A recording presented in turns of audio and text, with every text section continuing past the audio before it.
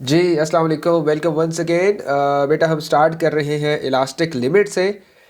और इससे पिछले लेक्चर में हमने बेटा क्या पढ़ा? सबसे पहले हमने फोर्स को डिफाइन किया, फोर्स डिफॉर्म्स और टेंड्स टू डिफॉर्म, हमने ये चीज़ डिस्कस की। उसके बाद हमने इलास्टिसिटी को डिस्कस किया, हमने थोड़ा सा टेम्परेरी डिफॉर्मेशन को स्टडी किया, थोड़ा सा plastic that's mean permanent deformation को भी थोड़ा सा अंडरस्टैंड किया। और उसके बाद हमने एक्सटेंशन को स्टडी किया कि एक्सटेंशन क्या होती है, चेंज इन लेंथ होती है। हमेशा हम ओरिजिनल में लोडेड में से अनलोडेड माइनस कर देते हैं। दैट्स में जितना वेट हैंग करोगे उससे जितनी लेंथ में इंक्रीमेंट आया स्प्रिंग की, उसको आपने माइनस कर देना है ओरिजिनल लेंथ से। ये बात आप लोगों ने भूलनी नहीं है। उसके बाद जो लास्ट स्लाइड हम डिस्कस कर रहे थे वो थी इलास्टिक लिमिट। और इलास्टिक लिमिट हमने कहा कि हर चीज़ की एक लिमिट होती है, तो इलास्टिक सिटी की भी एक लिमिट है। वो लिमिट क्या है कि जब हम किसी भी मटेरियल के ऊपर फोर्स अप्लाई करते हैं तो एक हद तक वो हमारी फोर्स को बर्दाश्त करता है, और उस लिमिट तक अगर हम फोर्स रिमूव करेंगे तो मटेरियल अपनी प्रीवियस शेप को, ओरिजिनल शेप को मेंटेन कर लेगा, जिस तरह आपके पास ये जो स्प्रिंग है ये मेंटेन कर रहा है अगेन एंड अगेन। लेकिन अगर आपके पास जो पेन में स्प्रिंग है उसको अभी से अभी बाहर निकाल लें और उसके ऊपर अगर आप फोर्स इतनी ज़्यादा एक्सर्ट करो जितनी इस एनिमेशन में या इस गिफ इमेज में लगा रहा है ये पर्सन, तो डैम श्योर कि आपके पेन के अंदर जो स्प्रिंग है वो दोबारा अपनी प्रीवियस शेप को मेंटेन नहीं कर पाएगा। क्लियर? ट्राई कर लीजिएगा, अभी ट्राई कर ले। सो इलास्टिक लिमिट क्या है? वो लिमिट जिसमें मटेरियल अपनी शेप को मेंटेन कर लेता है, रीगेन कर लेता है। So it is the maximum force up to which deformation is temporary. एक टेम्परेरी डिफॉर्मेशन होती है, एक परमानेंट डिफॉर्मेशन होती है। So after the elastic limit कौन सी डिफॉर्मेशन स्टार्ट होगी? Permanent deformation. उसको हम क्या कहते हैं? प्लास्टिक लिमिट कहते हैं, लेकिन आपके कोर्स में ये वर्ड नहीं है। सो आप इलास्टिक लिमिट को टेम्परेरी डिफॉर्मेशन से डील करोगे, ये वर्ड आपने याद रखना है, और आप परमानेंट डिफॉर्मेशन का वर्ड अपने माइंड में रखेंगे। ओके इसके बाद जो टॉपिक है स्टूडेंट्स वो है हुक्स लॉ। हुक्स लॉ क्या कहता है? अगर मैं आपको दोबारा ये चीज़ दिखाऊं तो जैसे ही बेटा आप इसमें लोड अप्लाई कर रहे हो वैसे वैसे क्या प्रोड्यूस हो रही है? एक्सटेंशन प्रोड्यूस हो रही है, चेंज इन लेंथ हो रही। तो फोर्स ज़्यादा करोगे एक्सटेंशन और ज़्यादा हुई, फोर्स और ज़्यादा की एक्सटेंशन बेटा और ज़्यादा हो गई। अब हम समझते हैं हुक्स लॉ को और कोशिश करते हैं कि हमें समझ में आ जाए। ओके जी, हुक्स लॉ क्या है? हुक्स लॉ यही कहता है कि जितनी आप फोर्स अप्लाई करते हो वो आपके एक्सटेंशन के डायरेक्टली प्रोपोर्शन है। So extension is directly proportion to force within the limit of proportionality. तो ये बात बेटा आपने नहीं भूलनी कि जब तक मटेरियल टेम्पोरेरी डिफॉर्मेशन में रहता है वो मटेरियल हुक्स लॉ को ओबे करता है, हुक्स लॉ ओबे होता है। लेकिन जैसे ही परमानेंट डिफॉर्मेशन में रहा अब हुक्स लॉ उसके ऊपर अप्लाई नहीं होगा। क्लियर हो गया? तो इसका मतलब क्या हुआ कि F is directly proportion to extension, कि जितनी फोर्स लगाओगे एक्सटेंशन उतनी प्रोड्यूस होगी। जितनी फोर्स डबल की एक्सटेंशन डबल हुई, ट्रिपल की फोर्स एक्सटेंशन ट्रिपल हो गई। कंडीशन क्या है? मटेरियल इलास्टिक लिमिट में रहना चाहिए, इलास्टिक लिमिट से बाहर नहीं जाना चाहिए। बाहर चला गया तो हुक्स लॉ ओबे नहीं होगा। क्लियर हो गया? सो बेटा अगर हम प्रोपोर्शनैलिटी साइन को इक्वालिटी में कन्वर्ट करें तो हमें एक कांस्टेंट लगाना पड़ता है। क्या ख्याल है? और ये कांस्टेंट के साथ हम मल्टीप्लाई कर देते हैं, ईल मल्टीप्लाई। क्यों कांस्टेंट आता है? क्योंकि जो चीज़ें डायरेक्टली प्रोपोर्शन होती है बेटा उनकी रेशो हमेशा क्या आती है? कांस्टेंट आती है। सो ये जो कांस्टेंट है इसको हम नाम देते हैं के का। इस कांस्टेंट को हम नाम देते हैं, क्या नाम देते हैं? के का नाम देते हैं, जिसको हम कहते हैं बेटा स्प्रिंग कांस्टेंट कहते हैं। क्लियर हो गया? यहां देखिए इस इमेज में देखिए, ये कौन सी लेंथ है? ये एल नॉट है। एल नॉट बोले तो ओरिजिनल लेंथ। ये कौन सी लेंथ है? ये यहां से लेकर यहां तक, ठीक है, ये लेंथ है एल। सो जब एल माइनस एल नॉट करोगे तो बेटा आपके पास क्या आ जाएगा? आपके पास ये आ गया, ये एक्स। एक्स क्या है? एक्स कल भी बताया था, ई या एक्स एक ही बात है, एक्सटेंशन है बेटा। तो इसका मतलब है जैसे ही लोड सिंगल किया लोड डबल किया एक्सटेंशन भी कितनी हो गई? डबल हो गई। क्लियर हो गया? एक दफा दोबारा देखें। मटेरियल स्प्रिंग सॉरी अपनी प्रीवियस शेप पे है, ये एल नॉट है, यहाँ पे एक्सटेंशन कितनी? 0 है, क्योंकि चेंज कोई है ही नहीं। ठीक है, बात समझ आ गई कि नहीं? तो जब ओरिजिनल लेंथ है फॉर एग्जांपल एक्सटेंशन कितनी होती है? ओरिजिनल लेंथ पे 0 होती है। ठीक है, तो जैसे ही आपने लोड अप्लाई किया अब एक्सटेंशन कितनी है? x है, ई हो गई। क्यों? क्योंकि आपने लोड अप्लाई कर दिया। तो अगर आपने फोर्स को डबल किया, दैट्स मीन वेट को डबल हैंग किया, तो एक्सटेंशन भी कितनी हो गई, 2e हो गई या 2x हो गई।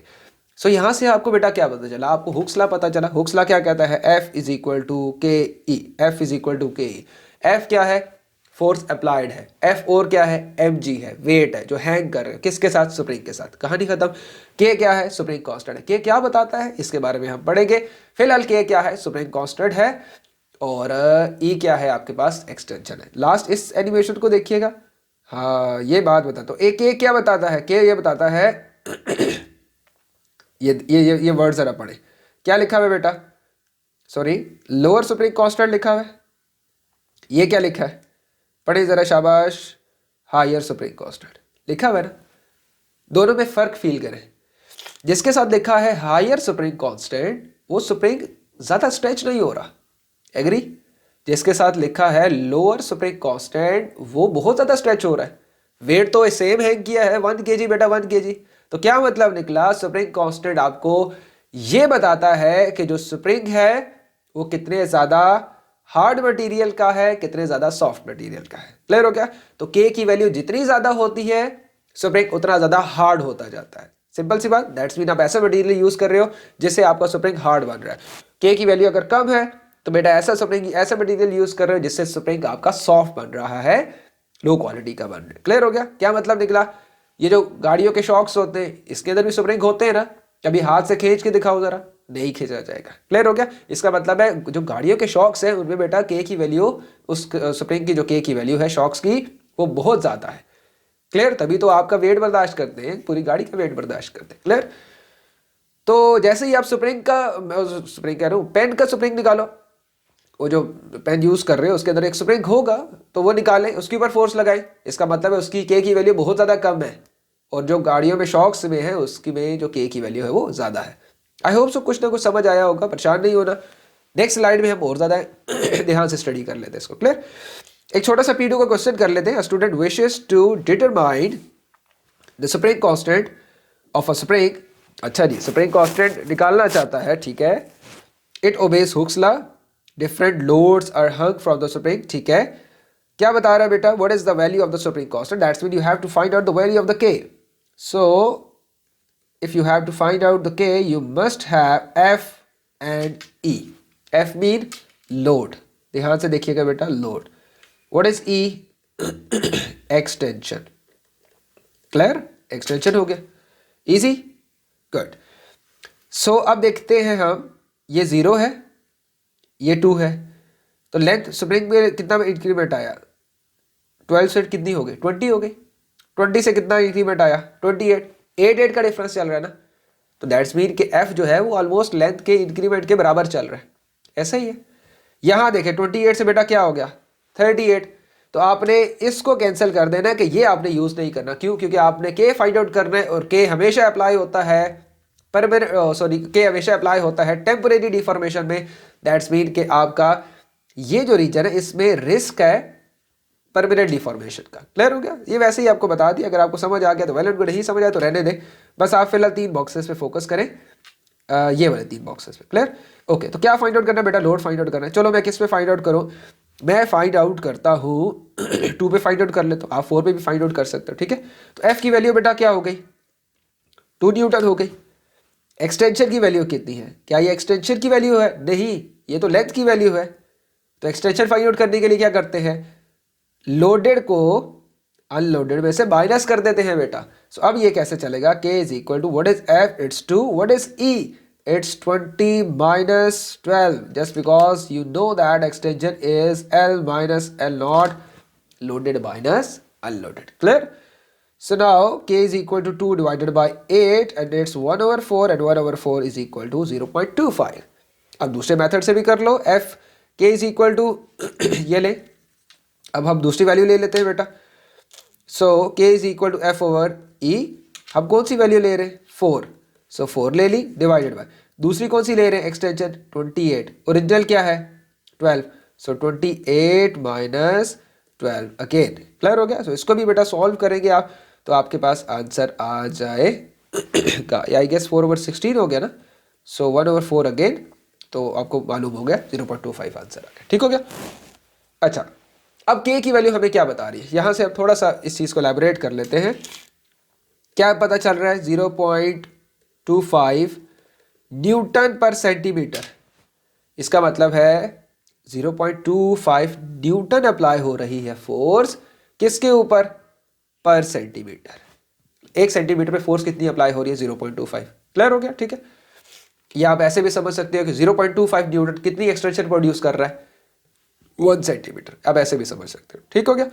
क्या क्या होती है, K is equal to F over E, यही चीज है ना। फोर्स अप्लाई कर रहे हो, एक्सटेंशन प्रोड्यूस कर रही है, फोर्स अप्लाई कर रहे हो, एक्सटेंशन प्रोड्यूस। तो कितनी फोर्स अप्लाई कर रहे हो आप, 0.25 न्यूटन अप्लाई करो, कितनी एक्सटेंशन प्रोड्यूस करने के लिए, 1 सेंटीमीटर एक्सटेंशन प्रोड्यूस करने के लिए। इजी कि नहीं, दोबारा सुन ले, 0.25 न्यूटन अप्लाई कर रहे हो, 1 सेंटीमीटर। ये वाला देखें, 0.13 न्यूटन अप्लाई कर रहे हो, क्या प्रोड्यूस करने के लिए, 1 सेंटीमीटर एक्सटेंशन प्रोड्यूस करने के लिए। क्लियर, आई होप सो कि क्लियर हो गया होगा। Next slide, the extension load graph for a spring is shown. The unstretched length of a spring is lazy, L not given हो गया, ग्राफ given है। When the object of the unknown weight is suspended on the spring, the length of the spring is 16.4. Okay जी, this one is L is equal to 16.4 centimeter. So what is the weight of the object? weight किसको कहते हैं बेटा, ये तो F को कहते हैं obviously, F is equal to K, ऐसा ही है ना। तो आपने वेट फाइंड आउट करना है। अब हम क्या करेंगे, extension is equal to L minus L naught. Extension is 16.4 minus what is L naught, it's 15। So क्या आंसर आ गया बेटा, 1.4 सेंटीमीटर आ गया। ओके अब हम ग्राफ पे चलते हैं। 1.4 कहाँ बनेगा, दिस वन 1.1 1.2 1.3 1.4, ये लाइन बेटा, ये लाइन पकड़ते हैं जी हम और चले जाते हैं कहाँ पे कहाँ पे कहाँ पे, यस यहाँ पे चले गए और फिर इसको नीचे ले आते हैं। तो ये पॉइंट बेटा बन रहा है, ये पॉइंट 3.5 सब ये लीजिए, सी आंसर आ गया। इजी। तो अब इसको हम और आसान करते हैं, ग्राफ की मदद से हमने देखा, हम इसको और आसान करेंगे बेटा, परेशान नहीं होना, ठीक है। The graph shows how the length of the spring changes when the stretching force is increased in the Hooke's law region. What is the spring constant for this spring. क्या फाइंड आउट करना है, spring constant के find out करना है। के के लिए बेटा क्या चाहिए, सॉरी एफ ओवर ई चाहिए, ठीक है। हुक्स लॉ रीजन, ये कौन सा रीजन होता है, जहां पे मटेरियल, जहां पे स्प्रिंग टेम्परेरी डिफॉर्म होता है, प्लास्टिक डिफॉर्म नहीं होता, परमानेंट डिफॉर्म नहीं होता। इसका मतलब है लाइन जब तक सीधी रहेगी वो कौन सा ग्राफ रहेगा, वो इलास्टिक ग्राफ रहेगा, इलास्टिक लिमिट तक होगा। और लाइन जैसे ही बेंड होगी दैट्स मीन वो परमानेंट डिफॉर्मेशन हो जाएगी स्टार्ट, ठीक है। हम इस ग्राफ को अच्छी तरह अंडरस्टैंड करेंगे। तो अगर आपको थोड़ी सी भी कंफ्यूजन हुई ना इन दो क्वेश्चन में, तो परेशान नहीं होना। अब अभी भी ग्राफिकल पोर्शन हमने काफ़ी ज़्यादा डिस्कस करना है, बहुत ईजी है, परेशान बिल्कुल नहीं होना आप लोग, ठीक है। सो बेटा ये जो लाइन है, ये अगर मैं यहाँ तक ले जाऊँ तो यहाँ एग्री कर रहे हैं ना, यहाँ तक लाइन जो है ये सीधी रह रही है, क्या ख्याल है, यहाँ तक लाइन, इसके बाद बेंड हो गई है। तो हुक्स लॉ कहाँ तक ओबे हो रहा है, जहाँ तक लाइन सीधी रहती है बेटा वहाँ तक हुक्स लॉ अप्लाई होता है। यहां पे हुक्स लॉ अप्लाई नहीं होता, ये बात याद रखिएगा। इजी हो गया, गुड। दैट्स मीन कि अब आपको बेटा क्या कंसीडर करना है, अब आपको इस पॉइंट पे वैल्यूज लेनी है। सो इस पॉइंट पे आप क्या ले रहे हो, अगर मैं इसको दोबारा देख लूँ, इस पॉइंट पे आप वैल्यूज जो बेटा ले रहे हो वो आई गेस ले रहे हो 5। सो 5 फोर्स हो गई, 5 फोर्स होगी। एक्सटेंशन कितनी है, 20। वेट वेट वेट वेट, क्या ये एक्सटेंशन है, नहीं ये तो लेंथ है। क्या करना पड़ता है एक्सटेंशन को फाइंड आउट करने के लिए, सोचे जरा, लोडेड माइनस अनलोडेड। सो 5 न्यूटन पे लेंथ है, लेंथ में जो चेंज है वो 20 है। तो ओरिजिनल कहाँ से ढूंढूंगा मैं, इसी ग्राफ के यहां से देखें, जब लोड 0 है तो लेंथ कितनी है, ओरिजिनल लेंथ 5 है। सो इसको मैं -5 कर दूंगा बेटा। So 5 divided by 15, it's 1/3 and D is your correct answer. Okay, so बेटा दोबारा स्प्रिंग कांस्टेंट को हम समझने की कोशिश करते हैं। आई होप सो कि अब आपको बेहतर समझ आ रहा होगा। क्या बताता है कि आपको बताता है कि आप जो स्प्रिंग यूज कर रहे हो ये आप व्हीकल्स का यूज कर रहे हो कि पेन का यूज कर रहे हो, ठीक हो गया। इसका मतलब है क्या बता रहा है कि स्प्रिंग कितना ज्यादा हार्ड है, कितना ज्यादा सॉफ्ट है। ध्यान से पढ़ते हैं। Spring constant tell us force in newton is applied at producing extension in metre और मिलीमीटर। तो यही है ना, कितनी आप फोर्स अप्लाई कर रहे हो, क्या करने के लिए, इतनी एक्सटेंशन प्रोड्यूस करने के लिए। क्लियर। तो अगर ये है 5 न्यूटन पर सेंटीमीटर क्या मतलब निकला इसका, 5 न्यूटन लोड लग रहा है 1 सेंटीमीटर एक्सटेंशन प्रोड्यूस करने के लिए। क्लियर हो गया। Lesser the spring constant greater the deformation, इसका मतलब है मटेरियल जितना ज्यादा, अब यहां से देखिएगा ये बड़े मजे के पॉइंट है, आई होप सो कि आपको अंडरस्टैंडिंग हो जाए इसकी। यहां से देखिए इन दोनों का रिलेशन क्या बन रहा है बेटा, के is inversely proportion to extension. तो जितना ज्यादा के की वैल्यू कम होगी, दैट्स मीन मटेरियल उतना ज्यादा सॉफ्ट होगा ना, जैसे पेन का स्प्रिंग हो गया, तो एक्सटेंशन उतनी ज्यादा क्या होगी, ज्यादा होगी। इसका मतलब है अगर आप 50 न्यूटन फोर्स लगाओ एक पेन के स्प्रिंग में, तो जो के की वैल्यू है वो बहुत ज़्यादा क्या आएगी, कम आएगी। क्यों? क्योंकि आपकी डिनोमिनेटर का फैक्टर बहुत ज़्यादा इंक्रीज हो जाएगा ना। आपने 10 न्यूटन फोर्स लगाई, एक्सटेंशन बहुत ज़्यादा इंक्रीज हो गई। 10 न्यूटन फोर्स लगाई ना स्प्रिंग, पेन के स्प्रिंग में, वो अपनी शेप को चेंज कर लेगा। क्लियर हो रहा है कि नहीं क्लियर हो रहा? So K is inversely proportional to what, E. That's mean K की वैल्यू जितना ज़्यादा आप क्या करोगे, कम करोगे, एक्सटेंशन की वैल्यू उतनी ज़्यादा इंक्रीज होती जाएगी। क्लियर।